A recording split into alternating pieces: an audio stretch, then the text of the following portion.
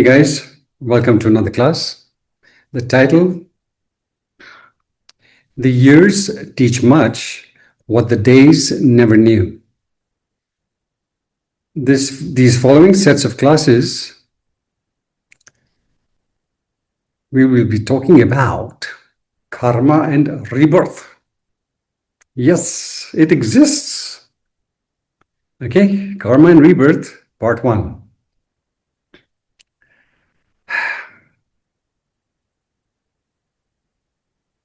A fellow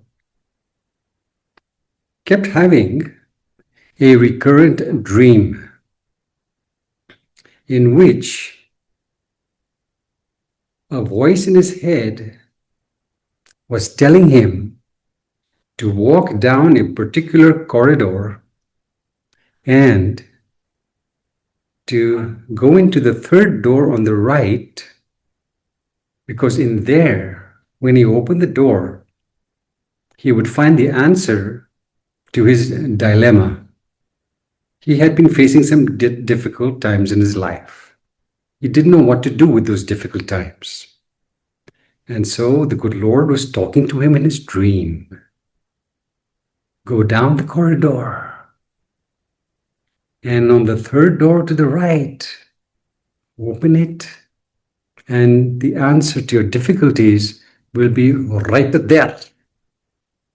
So this fellow in his dream walks to the third door and does his best to open it, but it is locked. Oh God, he can't get in. How frustrating. Night after night, he kept getting this dream. Go down the corridor, buddy. The third door to the right. The answers to your difficulties are right inside. Get inside. But he just couldn't. So one day, he expressed his frustration to his friend. And his friend said to him, buddy, there must be a clue on how to get inside. Is there anything written on the door? Is there any message on the door? And the guy said, well, I think there is, but I didn't pay any attention to it. I'm so keen to get inside, I didn't look at it. Well, maybe you should be looking at the message. So the guy promised, okay, yeah, next time I have that dream, I'm definitely going to look. That very night, the same dream occurred. Walk down the corridor. Your answer is inside that third door. Open it. So he rushed to the door. Again, he tried opening it, but it was locked tight. So then he remembered his friend and what the friend had asked him to do. Look at the message on the door. And he looked up. And, absolutely delightful message. And it assisted him to go through to find the answer to his dilemma effortlessly. He got in. Hallelujah. So, my dear friends, what was the message on the door?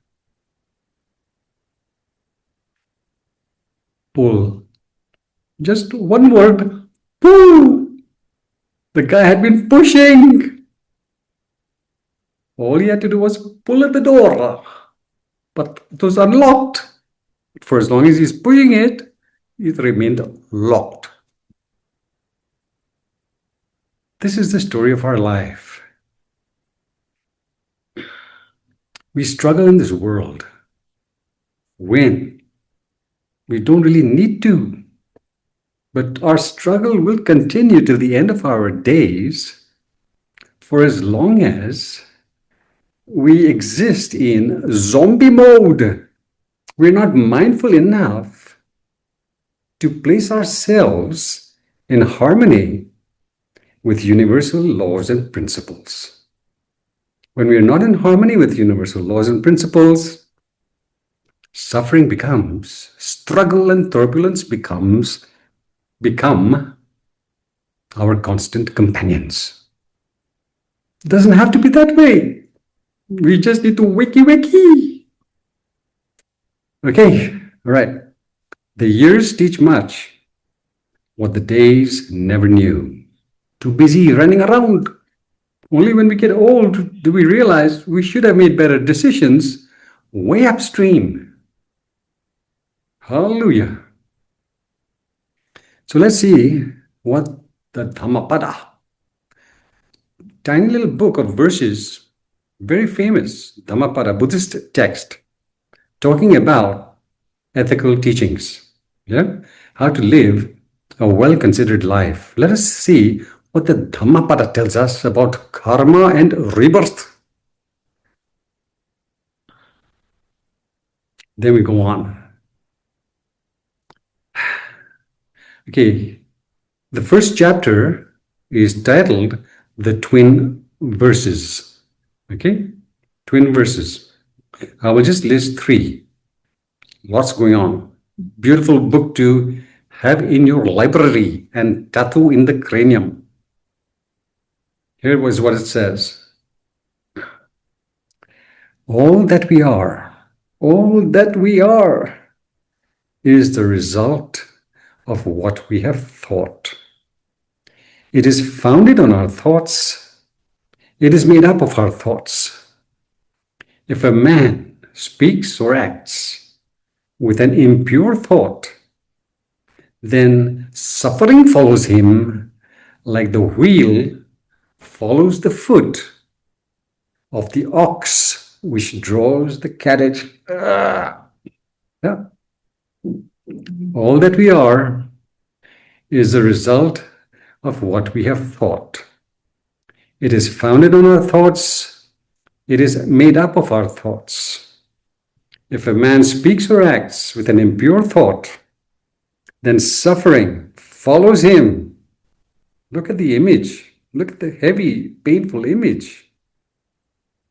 Then suffering follows him like the wheel follows the foot of the ox which draws the carriage. Twin verses. So now it goes to the opposite.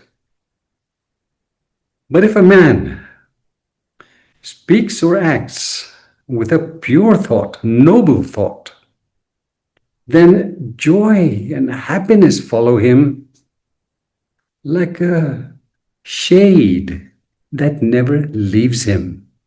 What an image! Brilliant!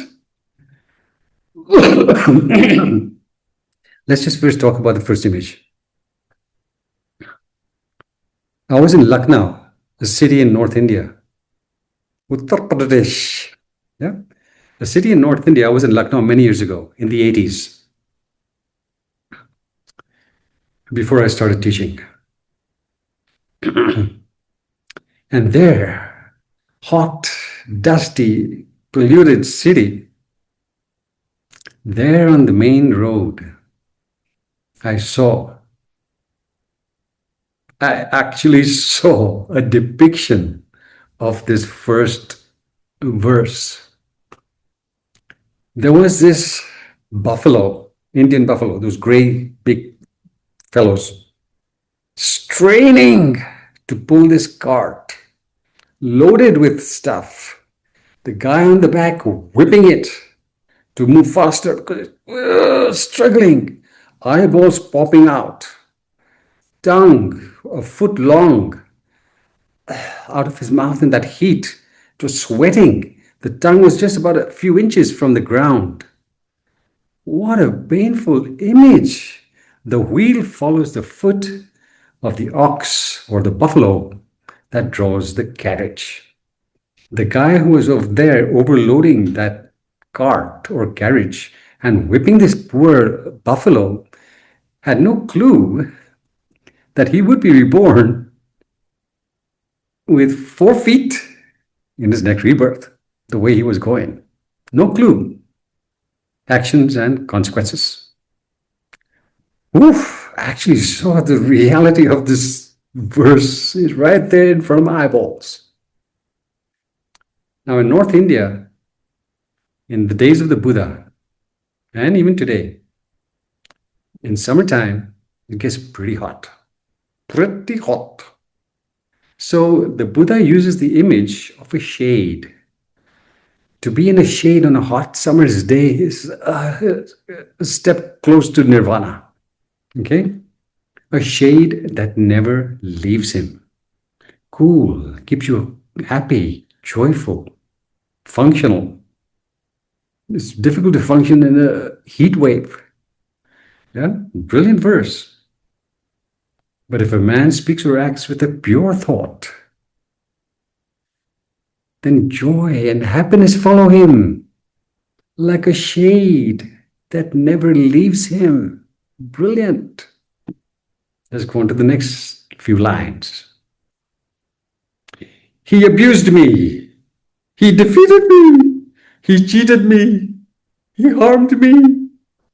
In those who harbor such thoughts, hatred will never cease.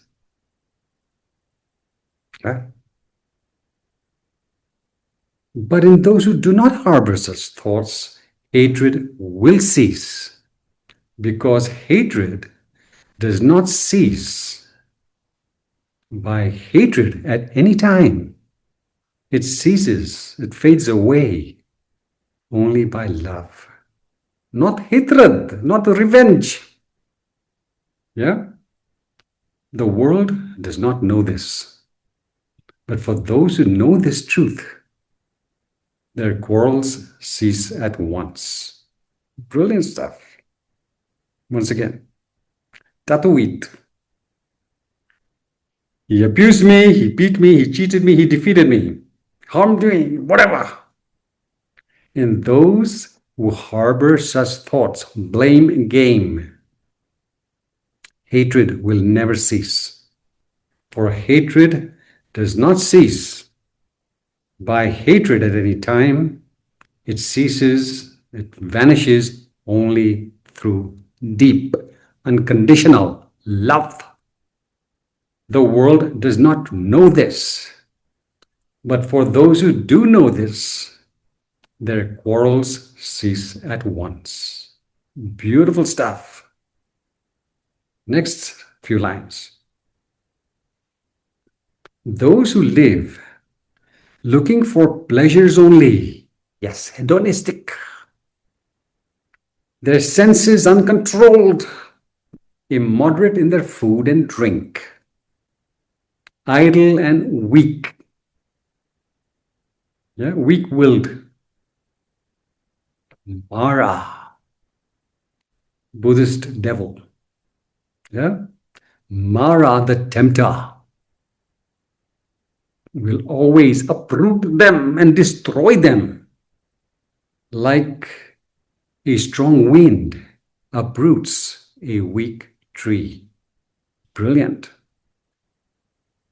But for those who do not live looking for pleasures only, yeah, their senses well guarded, devoted and strong, no wind, no storm can destroy them. No Mara can come and zap them.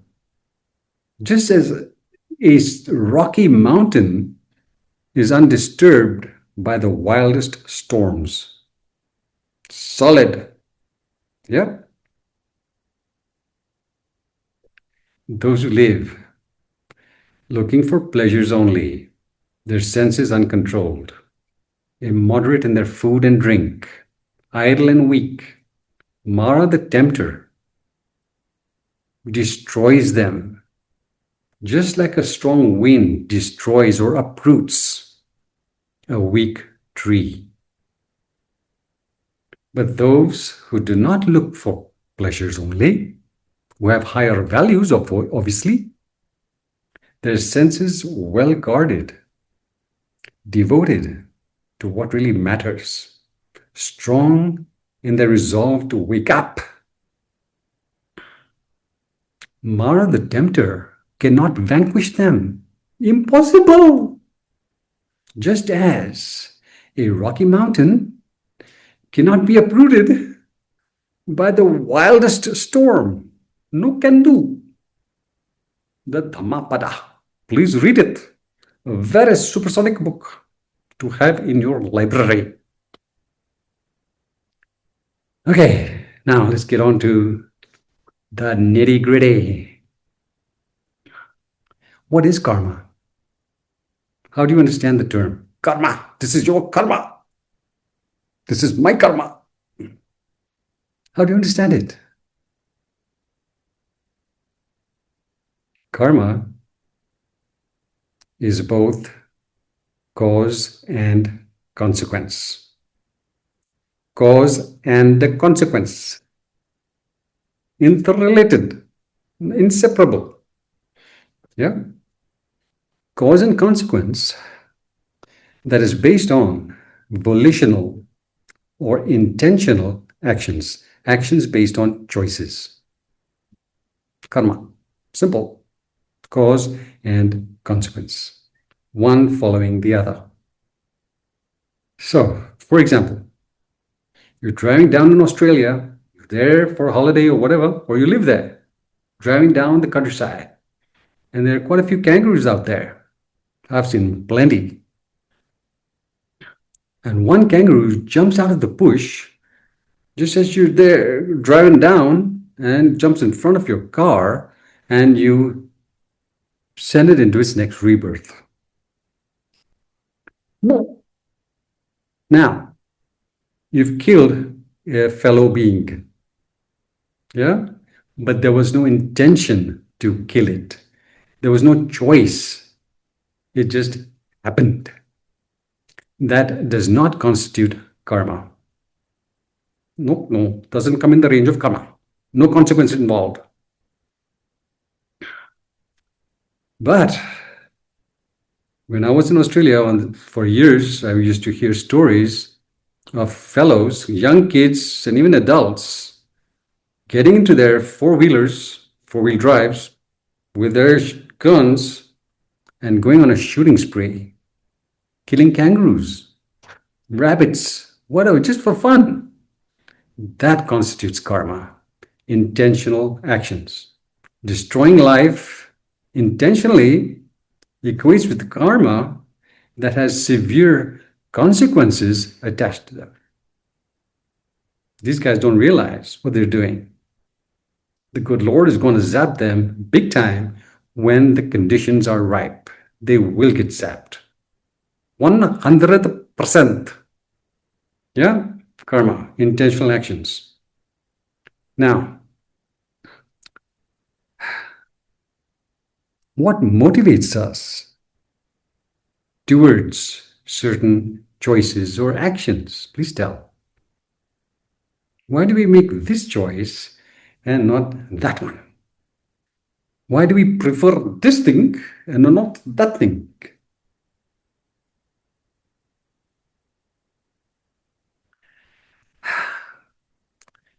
It is the conditioning from many lifetimes. It's called residual karma. Still residues are inside our consciousness. Residual karma, or the conditioning from many lifetimes, mingled with the choices we make in the present. Yeah, that creates our present reality and the future one. We are being influenced by the past, and how we respond to those past influences in the present, that is karma of the fresh variety. Fresh. Now,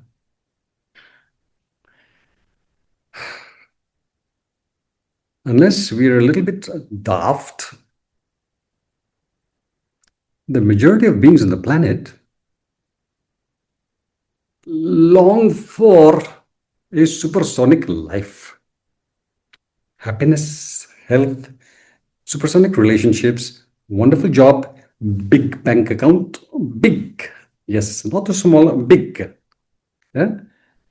Lots of people want to experience a fabulous life. Everyone does, unless they're a little bit wonky. And yet, even though everybody's clamoring for a happy life, it is only the few who experience it. Why? Why? Out of all those beings running after happiness, only the few experience it. Why? It is because our choice-making faculty is severely impaired. We're just not making skilled choices. The choices we're making is related to karma that comes back to us in the form of suffering. Yeah, our choice-making faculty is severely impaired. Why is it severely impaired? Why are we not able to make clear choices? Why? It's because the link or relationship between our misguided choices and the tragic consequences that arise from them is so blurred, so opaque, that we just cannot see our involvement in the reality we keep inviting to ourselves, painful reality. And therefore, because we can't see the link, can't see the relationship, we can't see that we are accountable. We're responsible for the reality we are experiencing. And therefore, we continue to engage in wrongdoing till the end of our days, blaming everyone under the sun, everything under the sun, for why we suffer. Crazy. Did you get that? Look at the video again. Let's look at 3 examples. Psychosomatic illnesses. Yeah. Now, doctors agree. Before they didn't agree because they were a little bit not in the loop. That the illnesses in the body, psychosomatic illnesses, yeah? Illnesses that are produced in the body in relation to a mind that is not at peace with itself and the world around it. Unhappy mind. Yeah? Psychosomatic illnesses, when they arise, as I've said in several classes, what are people obsessed with treating? It's the illness, it's the cancer, it's the ulcer, it's the thyroid, it's the high blood pressure. That's what they're keen to cure. But they don't see the link between the mind and the reality that the mind has created. So they may heal one illness, but the source has not been addressed. And so the illness arises in a different form. Yeah? Blame game. It's the cancer that's the problem. It's the thyroid that's the problem. It's the migraine. These are symptoms of a mind that is not at peace with itself. We're not seeing the link.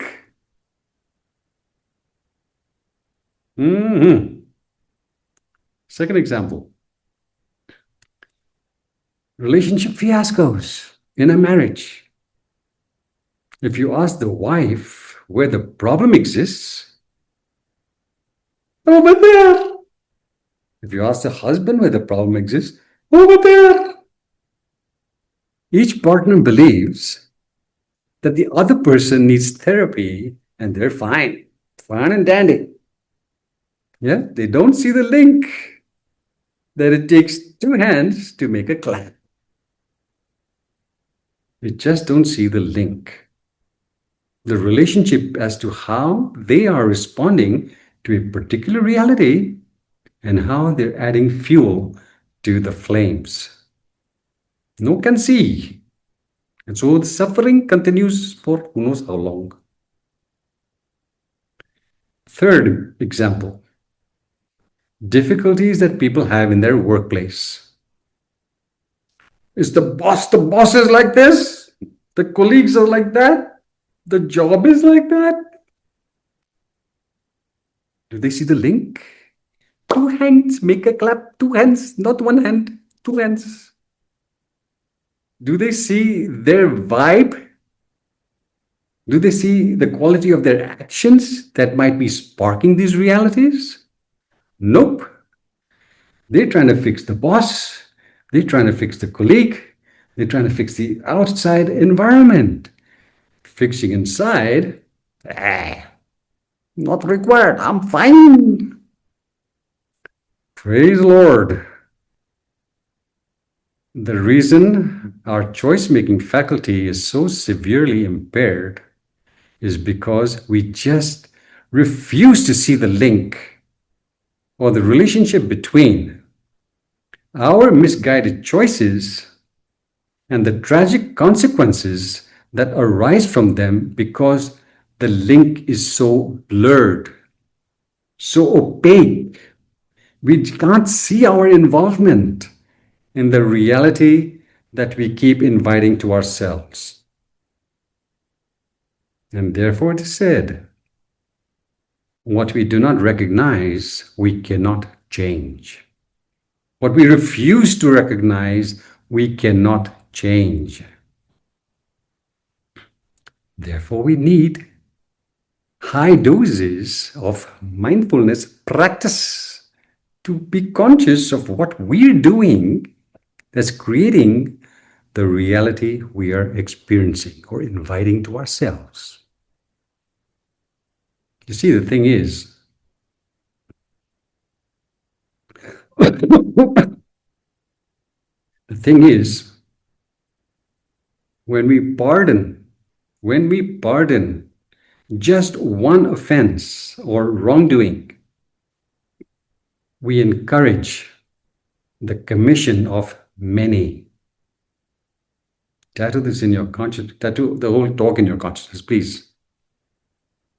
Yeah? When we pardon the offense, when we pardon just one offense, one wrongdoing, we encourage the commission of many. That's how habits are formed. Small choices, not skillful, create suffering. But small choices that are skillful lead to a brilliant destiny. Yeah? So when we pardon just one offense, we encourage the commission of many, and it is then that we live in servitude to it. We become slaves of our habits, wrong habits, servitude, can't help ourselves. We're programmed to behave in an incorrect manner, misguided manner. But then, consequences are not happy, suffering.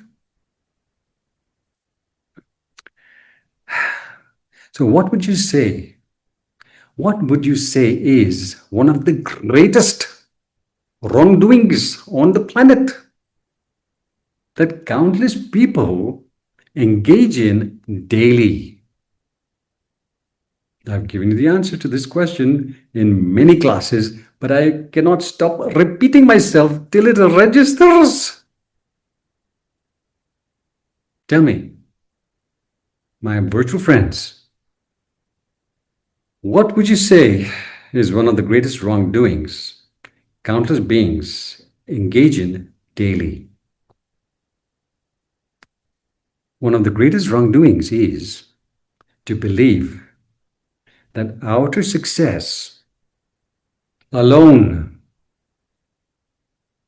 is the high road to a flourishing life. It is not. Not. Our talents, our looks, power, name, fame, wealth, and so on. Professional success. High road to a happy life? No, no, no.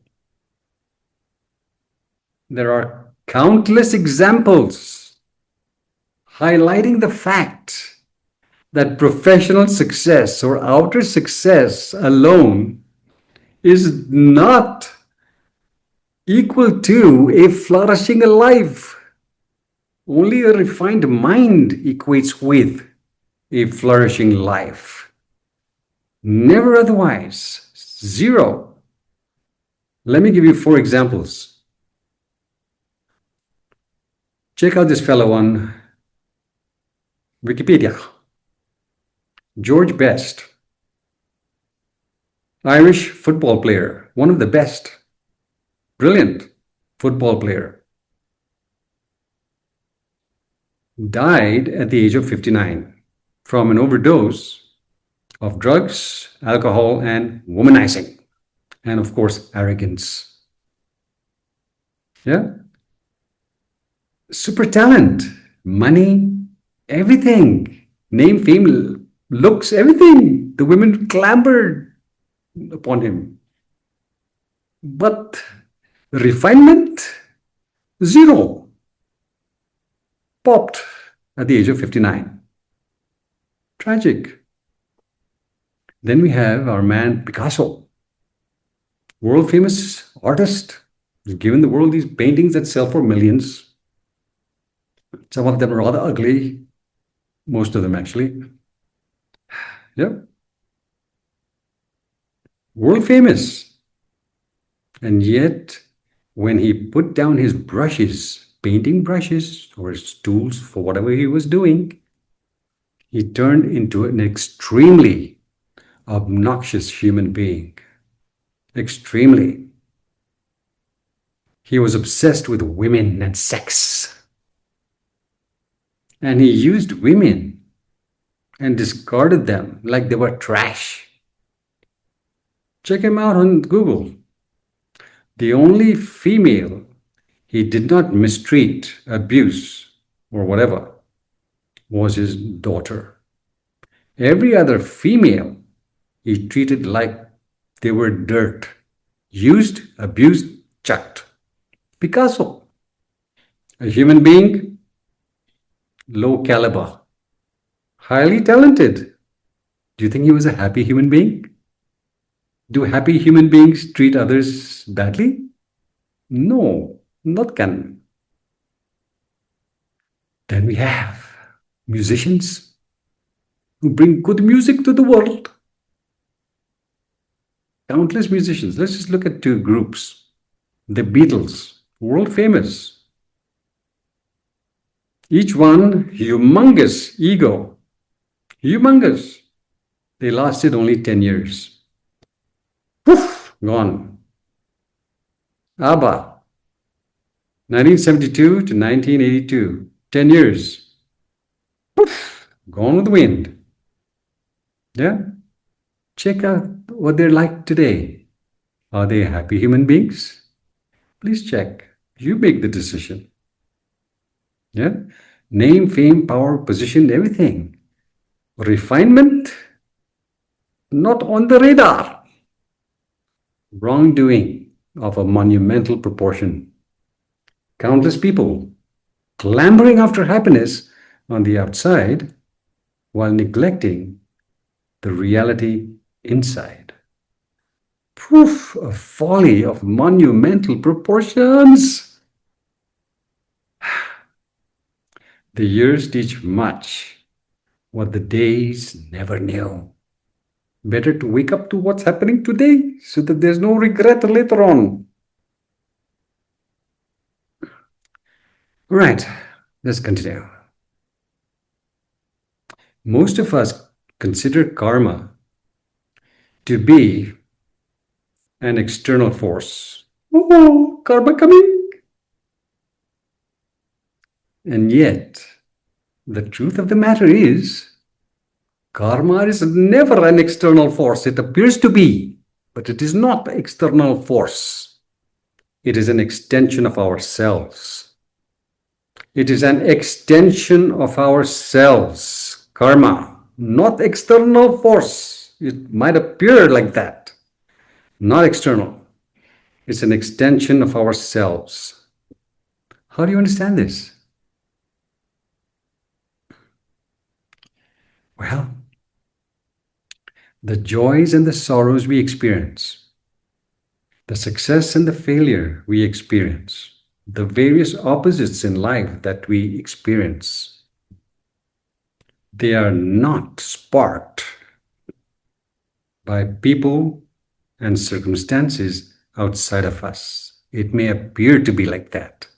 It's not sparked by them. The joys and the sorrows we experience have arisen from our actions and what we have become from our actions. That's karma. Extension of ourselves. It appears, that's what we say, the world is so illusory. It thinks, we believe it's happening from out there.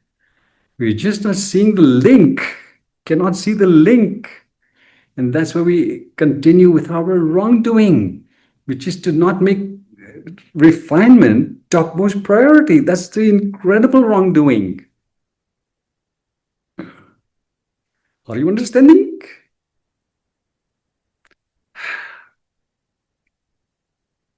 Whatever reality we experience,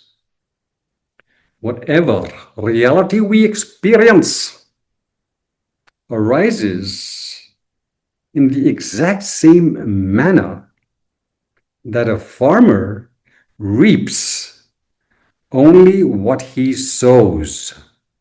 No, yeah, you understand? If the farmer sows wheat, he will not harvest corn. No can do. If we're transmitting negative frequencies into the world, we cannot harvest happiness. No can. So in nature, please understand, in nature, there are no rewards and punishments. There's no God up there rewarding and punishing anybody. In nature, from the Buddhist perspective, no rewards or punishments. In nature, there is only cause and consequence. When the cause is prudent, the consequence is supersonic. When the cause is misguided, severe penalties will arise by default. Yeah? In nature, there is no reward or punishment. There is only cause and consequence. Pleasant causes,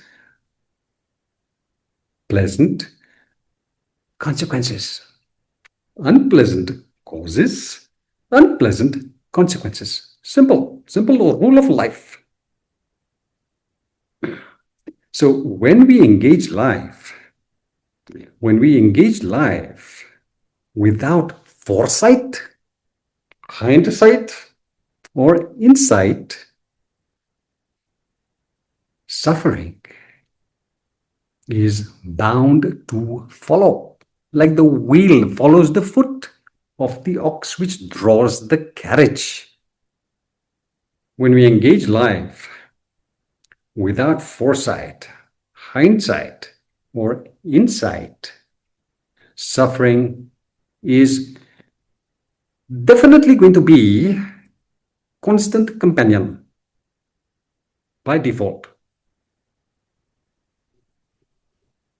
In the 1900s, when I was teaching in Europe,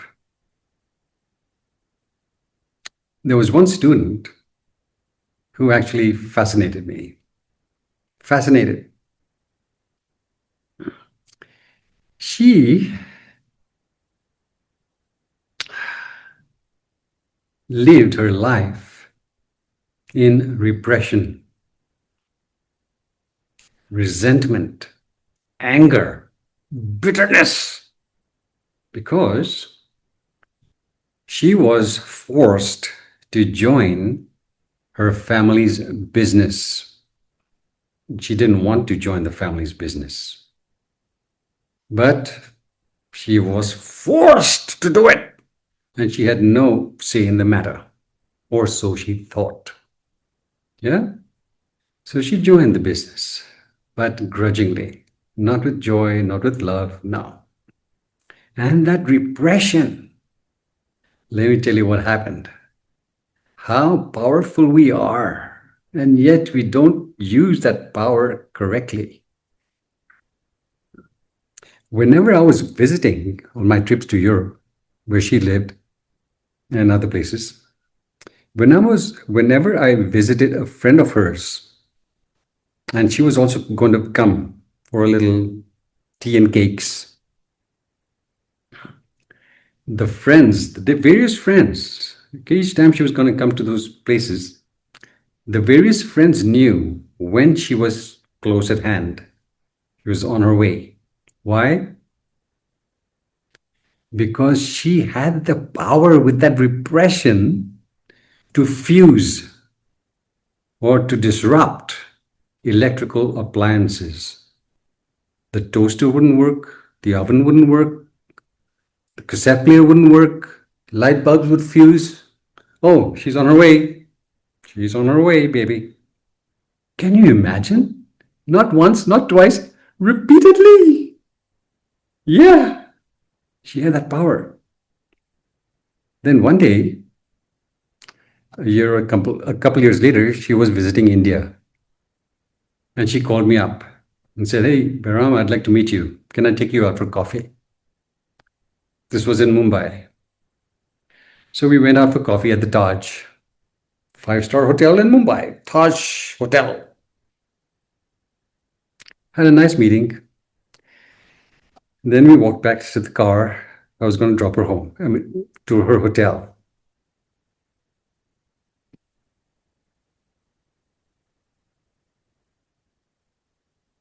I couldn't find my keys. Not in my backpack, not in my pockets. The car keys. I can't find my car keys. Where could they be? Oh, I may have dropped them in the restaurant. So we scampered to the restaurant or the cafe, and we asked, "Hey guys, have you seen any keys?" "Oh yes, sir, we have seen a key. This is your keys?" "Yes, it is my keys. Thank you." I never lose my keys. I'm extremely mindful of my belongings. Yeah. And yet, she had the power to override my mindfulness. She went through my firewall, basically, and made me drop my keys. Can you beat that? Fascinating stuff. Yeah. That's karma. When we go through life without foresight, hindsight, or insight, we create all kinds of disturbances, not just for ourselves, but also for the world around us. Not the best way to live. Not the best way to live. Lord, she was so intelligent, such a wonderful person, and yet not in touch with her power to say no to her parents and to craft the quality of life she really desired. She didn't have the power. She didn't put in the effort to know her power. Wasted life.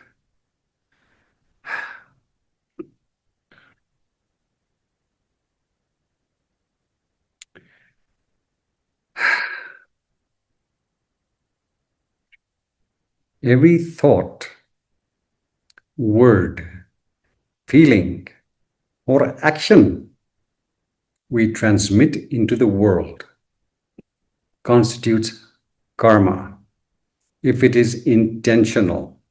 Yeah, intentional choices coming through our thoughts, words, feelings, and actions. When we transmit these thoughts into the universal matrix, there is a specific consequence attached to them. For every thought, word, feeling, and action, there are specific consequences attached to them.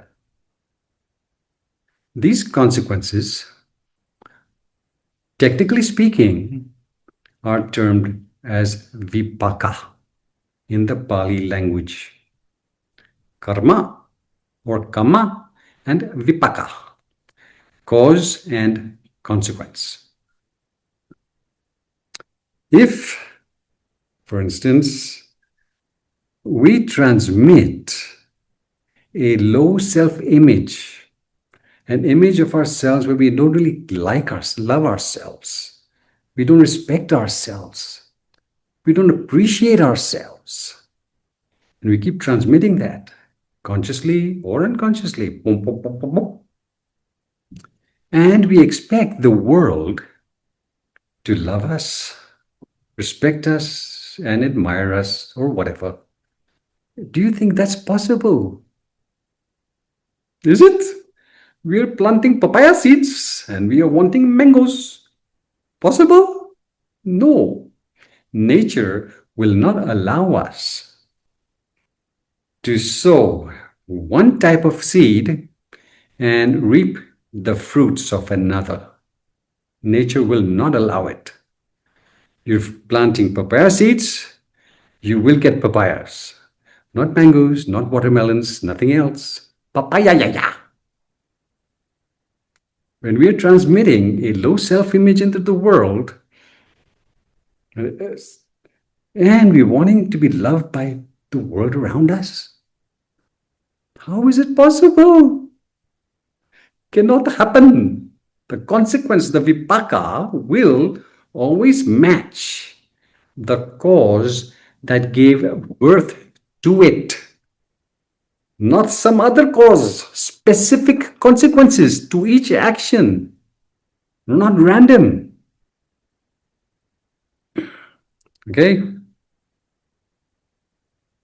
Now, in relation to these consequences, there is something you ought to know.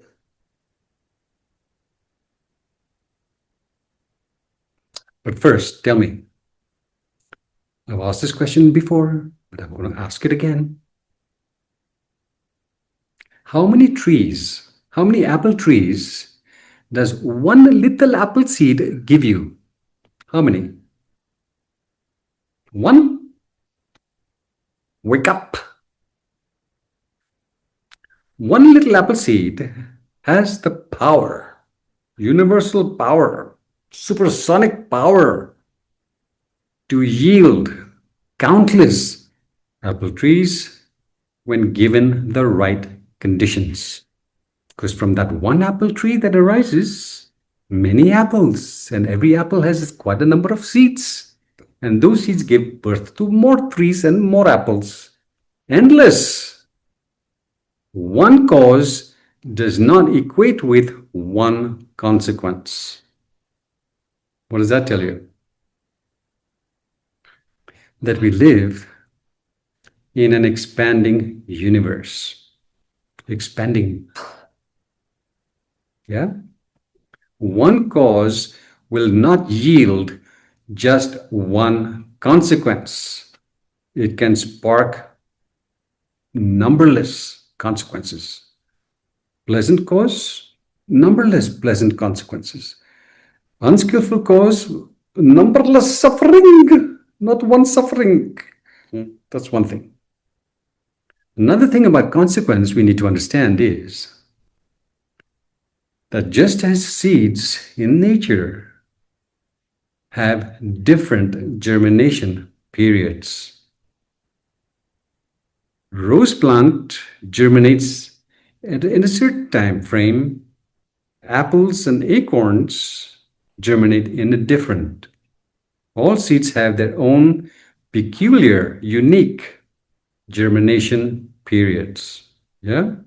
Exactly the same principle is related to karma and vipaka, cause and consequence. Many a times, the consequences of our actions are not felt in a given lifetime. They are felt maybe in some subsequent one. Yeah? Not necessarily that we will experience the consequences in this rebirth. The consequences travel with us. The ripple effect of the consequences travel with us lifetime after lifetime. I will be talking about this in the subsequent classes. Stay tuned. Clear? Whatever we send into the universal matrix or into life's playing field, we reap only what we sow. We cannot be going through the world on negative frequencies or substandard frequencies and expect life to shower us with a beautiful resonance. No can. That is why, if we want to experience the best in the world, we have to refine ourselves. Without it, no can do. Outer success does not qualify for a flourishing life. Outer success has always to be blended with inner success. Without inner success, outer success is often disastrous. Okay. Hi. Right, let's get on to the next point. How wisely or unwisely we live determines our next rebirth. Not just this rebirth, the quality of this rebirth, but it determines our subsequent rebirths. How wisely or unwisely we live creates two tremendous consequences related to our next rebirth. Do you know what these are? The first gigantic consequence related to how wisely or unwisely we are living our moments. It's forming our character. Yep. The way we're choosing to live our moments day in and day out is molding, shaping, influencing, forming our character. Another way to describe a character: personality traits, yeah, or predispositions, or tendencies, character. And our character, in turn, determines our destiny. I will be talking about this in a moment. Stay tuned. Now, how does our character, these qualities, these tendencies, predispositions, how do they influence our destiny?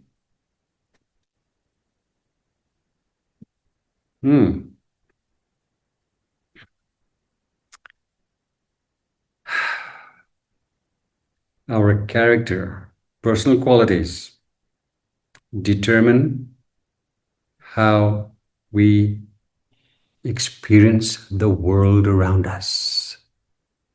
Yes. What does that mean? Our character determines how we perceive, approach, and respond to the world around us. If our perceptions, approach, and responses are skillful, wholesome, prudent, we flourish in the world. But if they are not skillful, then suffering. Yes. So sorry.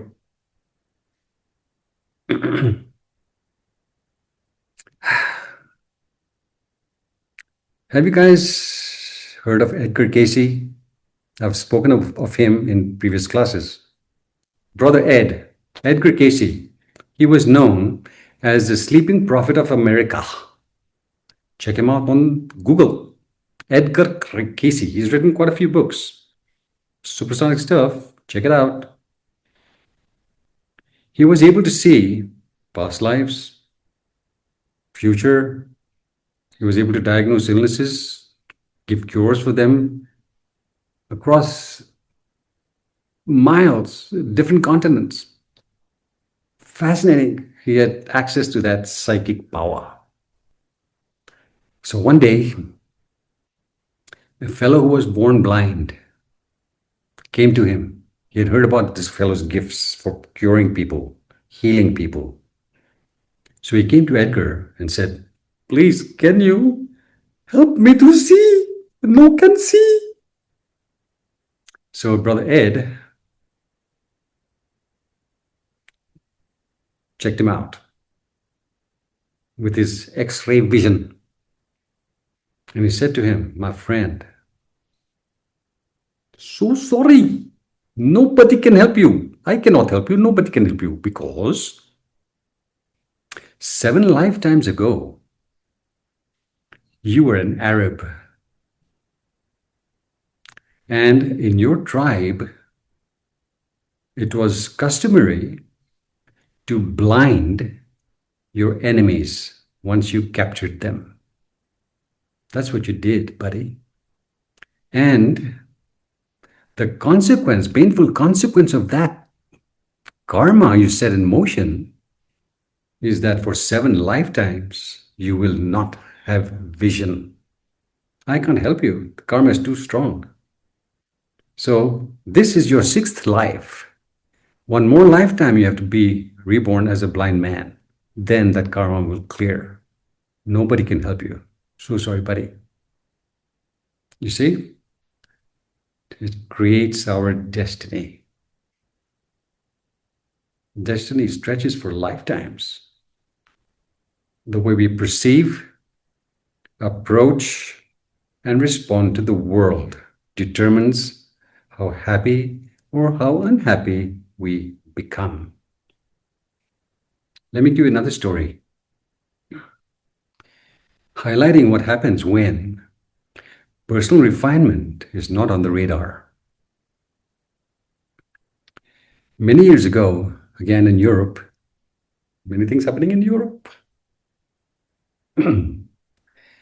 This beautiful lady attended my retreat, 10 days. And as I've said many times, in the retreats, I have counseling sessions, one-on-ones with each student to make sure that they've understood the teachings and that their lives are on track.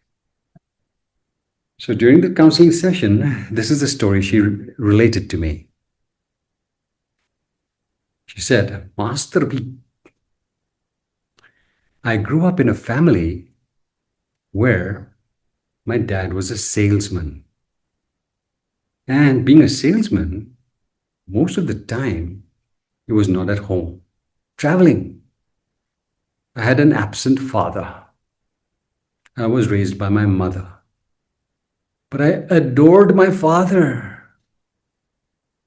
Whenever he was home, we had a great time, but he was never home long enough for me to really relish him like I wanted to. He was never there." I said, okay. Anyway, Master B, when I came of age, I married a fellow who in the beginning was very caring, very thoughtful, and so forth. And I thought, wow, beautiful. I love this fellow. And she married him. Yeah, had one child with him. But she realized that she had married a man who was also absent to her, engaged with his work, didn't give her the time and attention she required. Although in the beginning it was there, it always happens like that. Then the mask comes off. So she divorced him after she had that one child with him. She didn't want to be in that relationship. And then she had several other relationships. And each relationship in the beginning felt like it would be different. The guy would be there for her. And yet, turned sour. And so she said to me, and I felt such deep empathy for her, "Master B, all the men I've been with, they've never met my expectations. Why is that?" Now you tell me, was she perceiving, approaching, and responding to her reality prudently? Was she? Must be all these men, they did not meet my expectations. Why? How would you answer to her? How would you answer this question? Okay, here's what I said. I said to her, my sweet darling, every man you've been with, including the one you married, all of them have met your expectations full on, 100%. What? No, Master B. Yes, my sweet darling. Everyone has met your expectations. How? The only kind of love you are familiar with, sweetheart, is the love of an absent father. Yeah? That's the only kind of love you're familiar with. That's the only kind of love you know. And therefore, from all the men you could have selected, unconsciously, subconsciously, you were drawn to those guys who would be like your father, a copy of your father. You were attracted to that reality. So they did meet your expectations because you did expect on a subliminal level that they will not be there for you. Why? Because that's the only kind of love you know of a man who is not there for you. She woke up. She woke up. Yeah? That's how we're living subconsciously. Zombie mode. Our choice making faculty is severely impaired for as long as there is no personal refinement, no spiritual clarity. We keep creating suffering for ourselves.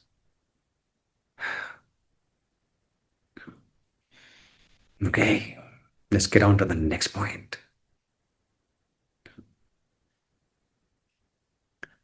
Two powerful, supersonically tremendous consequences are created by how wisely or unwisely we are living our moments.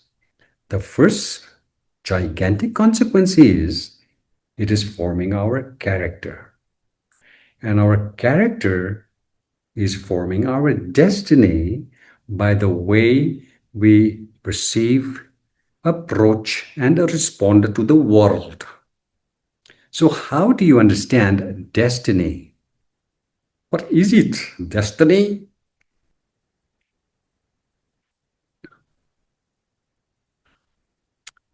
Here's what it is. Whether we're reborn as a male or a female, destiny. Tall or short, dark or light, good looking or looking a little weird. Yeah, it forms our physical makeup. That's destiny. Whether we are reborn healthy or unhealthy,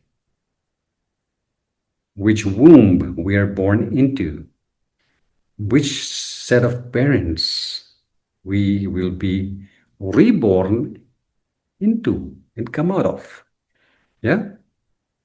Destiny, our form, our characteristics, the parent we have, the locality we were born in. Are we born in a town or a country that is spiritually inclined, or which is a very materialistic? Yeah? All that we are, all that we are, is the result of what we have thought. It is founded on our thoughts. It is made up of our thoughts. That's destiny. Everything we experience pretty much is programmed.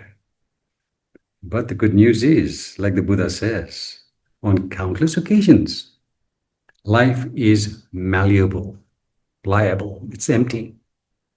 Regardless of what takes place, we have the power to change it. We can change it. That's why we practice the Dhamma, to change unwholesome frequencies into wholesome ones. Yeah?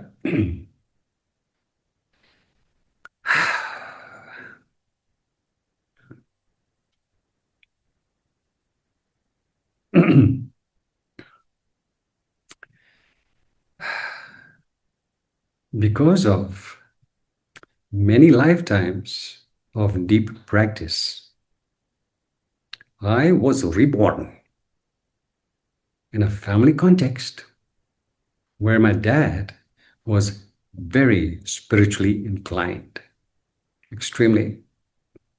I grew up with that imprint. Yeah. In the 50s, he was posted to North India, a town called Patiala in the Punjab. He was an architect working for the government, Indian government. He was posted over there to develop the town or city. And there, he got involved with the swamis, holy people, swamis and sadhus, holy guys with those dreadlocks. He was deeply impressed, fascinated by them. So we had a house, pretty large house, good hall, and he would, on a regular basis, invite these guys home to give a talk. It's called satsang, yeah, where students come and ask questions to the teacher. Teacher gives them some answers, clarifies their doubts. Satsang. I was a tiny little kid, and I would sit in the back of the hall. Dad's friends and colleagues would come for the gathering, and these fellows, these saints, would be sitting on the podium in front. And I, as a little kid, would be fascinated with these guys. Mom and my sister were there next to me. But as a child, most kids are very sensitive to certain things. What I noticed was that they had something in their eyes, some sparkle, something deep in their eyes, which nobody else had. No one. Not my dad, not those fellows who came to the talk, no one. These guys had something there which was just mesmerizing. Now I sit there fascinated. Then as I grew up, I forgot all that. Yeah. But then when I had a crisis in the US in 1979, I remembered those guys. Wow, this deep suffering that I'm in right now, where's the cure for it? Definitely not drugs, definitely not alcohol. Yeah? The cure. Those guys knew something which nobody else did. That's the cure.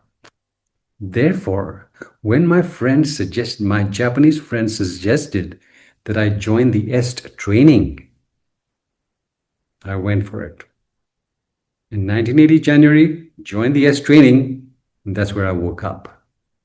Thanks to the imprint I had when I was a kid.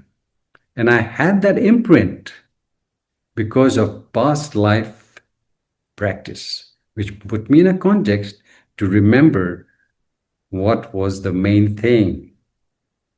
Yeah, that's karma. Hallelujah. There's another thing about karma and consequence we need to be very clear about.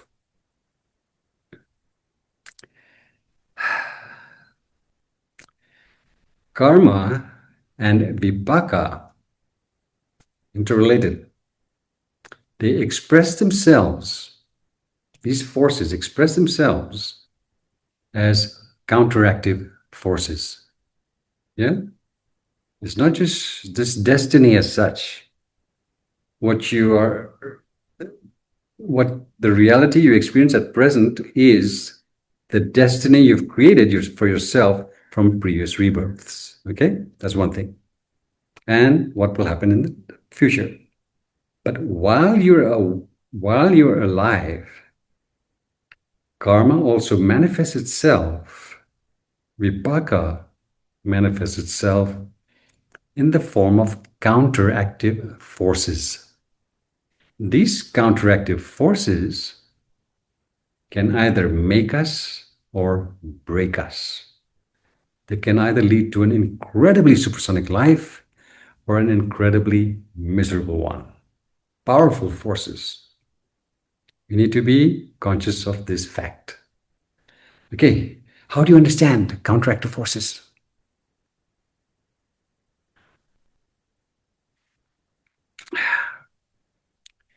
The person we choose to marry. Here's your trajectory. You marry this person. It can either enhance a wholesome trajectory or it can lead you to a miserable one. The person we choose to marry. Powerful force. It's a counteractive force. If it is unwholesome, it can lead to a lot of problems. If it is wholesome, it counteracts our present wholesome karma and takes it even further. Yeah? Counteracts the frequencies of this one and makes it even better. Or counteracts it and makes it worse. Now, counteractive forces. The person we choose to marry. Our choice of career can either make us or break us. The friends we rely on, counteractive forces, help us or lead to suffering. Yeah? And all these realities that come our way have powerful influences. We need to select these realities wisely. Some other examples. Think of those beings who are reborn in a good home. Parents are good, beautiful people. Yeah? Strong moral foundation, hardworking, good human beings. And yet, we know of many instances where the child turns out a little bit wonky, gets into drugs, gets into violence, gets into all kinds of negative realities that lead them straight into the hospital or into the prison or who knows what. Yeah? Disgrace. They come from a good family. But the counteractive forces from the past come and just make them choose friendships that lead to ruin. Yeah. I've given you the story of my friend, my best friend in Lagos that I grew up with. I knew him from the age of 10, but by the time he turned 15, he had he'd gone on a detour. Wrong friendships, alcohol, drugs, smoking, womanizing. I separated. I loved the guy. Couldn't be with him any longer. And his parents were beautiful, beautiful people. Lovely people. I loved his father especially. Yeah. And he was the only child. And yet, even though his parents gave him everything, he chose ruin. Lord, Lord. But then we also have instances where people are born in difficult situations, and yet, regardless of the odds against them, they rise to the top. They become model citizens. They offer value to the world, even though their background is miserable. They rise. Abraham Lincoln, brilliant human being, the best president the US has ever had. Read his story. Read the hardships he went through before he became president, and even the hardships he went through when he became the president. And yet, he maintained his integrity. Beautiful human being. Yeah? So, Counteractive forces. Reborn in a good family, but you go in, reborn in a difficult situation, but you rise to the top. Counteractive forces. So these counteractive forces, please understand, these are unexpended karma or vipaka, waiting for the right conditions in which to manifest themselves. Just waiting. Yeah? It's residual karma, karma that has not yet been expressed, but which needs to be expressed. It's right there. Now, these counteractive forces are stored in our consciousness. Yeah, they travel with us everywhere we go, whichever dimension we go in, they travel with us. They are stored in our consciousness in the same way that apples are stored in an apple tree. And how are apples stored in an apple tree? Come along, tell me. In the same way that apples are stored in an apple tree. How are apples stored in an apple tree?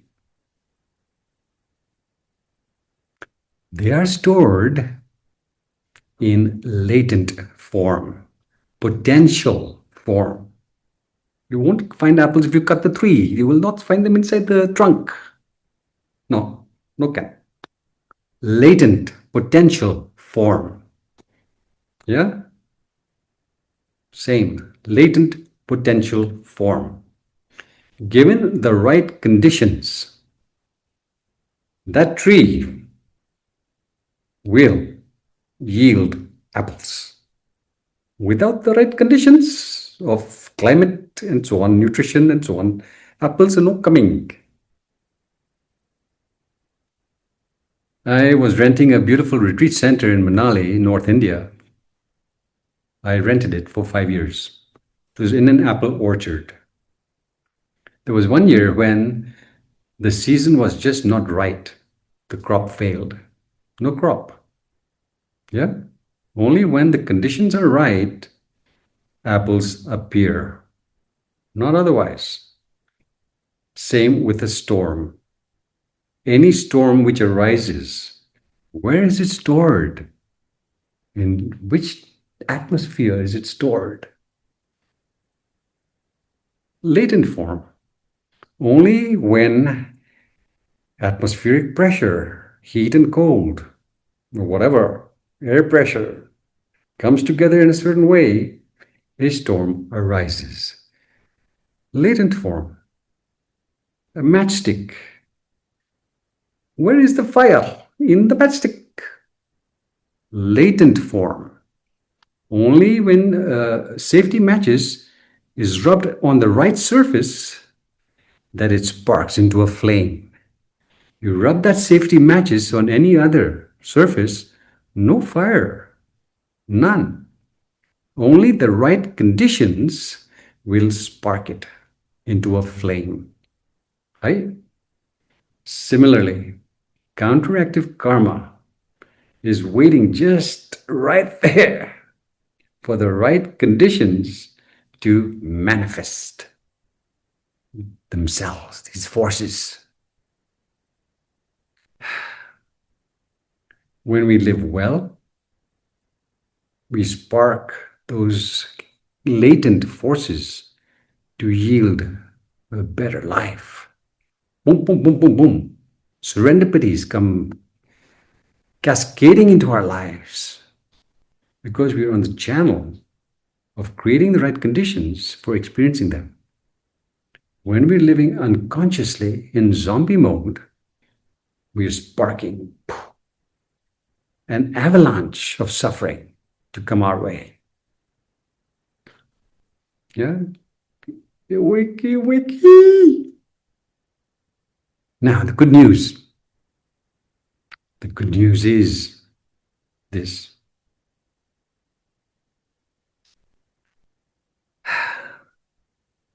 In a game of chess, I make one move. My opponent then makes another. I make another move.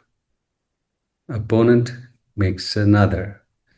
The moves that my opponent makes can be viewed as a counteractive force to my move. Intention being to win the game. Yeah? Action, reaction, counteractive. Right. When I play tennis, poof, the ball goes over the net into my opponent's court. When the opponent plays the ball back to me, it's a counteractive force. Yeah? He counteracts my serve, and then I counteract his play. Yeah? That's the game. In life's playing field, the same principle arises. Exact same principle, counteractive forces. These counteractive forces, although they are emanating from us, we can counteract a negative force that we've set in motion through a positive action so that that negative karma turns into a blessing for us. But when a negative karma arises and we respond to it, we perceive, approach, and respond to it with negative frequencies, we're adding fuel to the flames. We are compounding our difficulties and making matters worse for ourselves. We don't want to respond to counteractive forces in a negative light. No, no, no, no. Suffering. Are you understanding? These counteractive forces will arise. No way, there's no two ways about it. They will arise. And they're arising not from out there, although it seems like it's from out there. They arise. But when we learn to live consciously, when we are solidly entrenched, anchored in our practice, we are able to counteract the counteractive forces to serve us. They turn into a blessing for us. But when these counteractive forces arise and we perceive them as something from the out there, not that we don't see the link that we've created them, and we respond to it incorrectly, we're asking for disaster. There are times, however, when these counteractive forces are so powerful, I'll talk about this in the next class, so powerful, we can't counteract them at all. Zero. We have no choice in the matter. Yeah?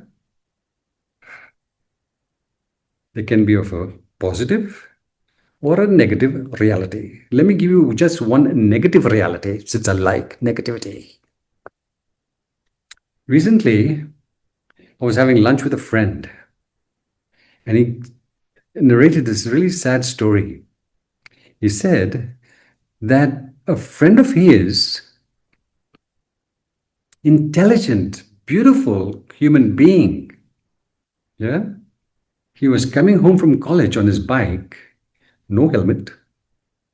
Coming home, we live in a place in Bengaluru. There are quite a few coconut trees. He was coming home from college happily when just before reaching home, a coconut dropped right on his head. Can you imagine the precision? Puff, gone with the wind. Died instantly. That's a counteractive force. He was a good human being, but counteractive forces are positive and negative. And just because we're a good human being doesn't mean that we will not experience suffering. That comes when the time is right. Yeah, there are forces out there, karma and rebirth. And the more consciously we live, the more we can immunize ourselves to difficult frequencies. And even when those difficult frequencies do arise, we have the skill set to transform them to our advantage. Can do.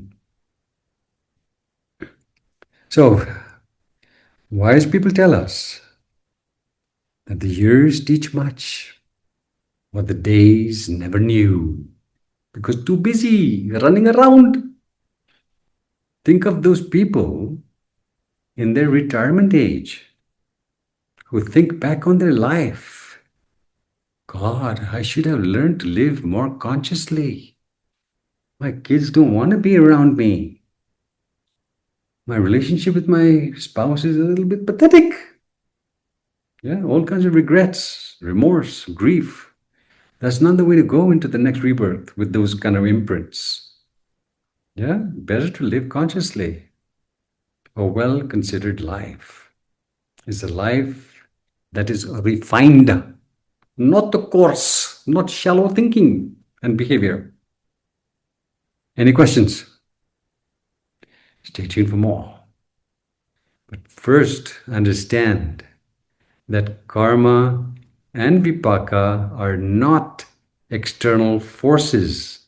They are an extension of ourselves. We are calling those forces to us. Our destiny is not random, not by chance.